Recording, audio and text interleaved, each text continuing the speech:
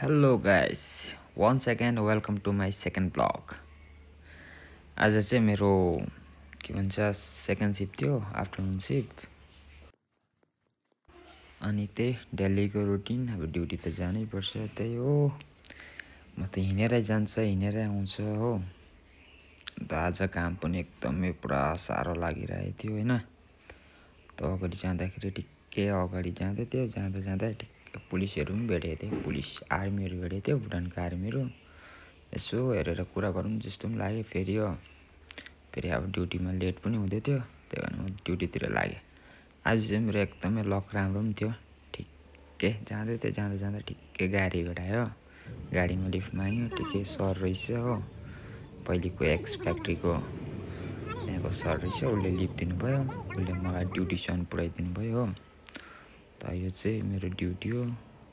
त्यहाँ गरमले गर्दाखेरि होइन गएर क्यान्टिनमा गएर एउटा पावर दियो, एनर्जी ड्रिङ्क।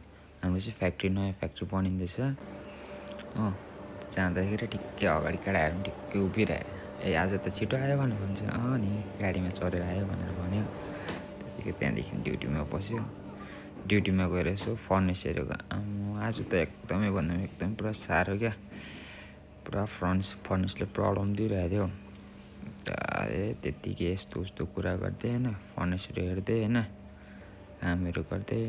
कामहरू गरिसकेर ठिक फाइनली अन्त 10 भयो। 10 भएर हामी दुईजना निस्क्यो। त्यो गफ गर्दै निस्केको नि आज यस्तो यस्तो भयो भन्दै होइन।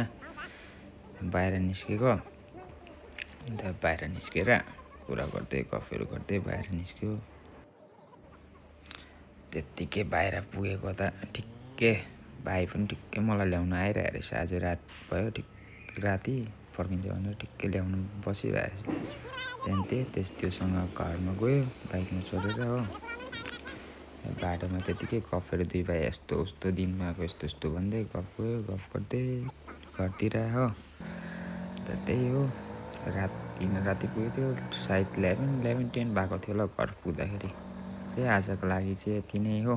टाढा, by by, sayonara, stay tune.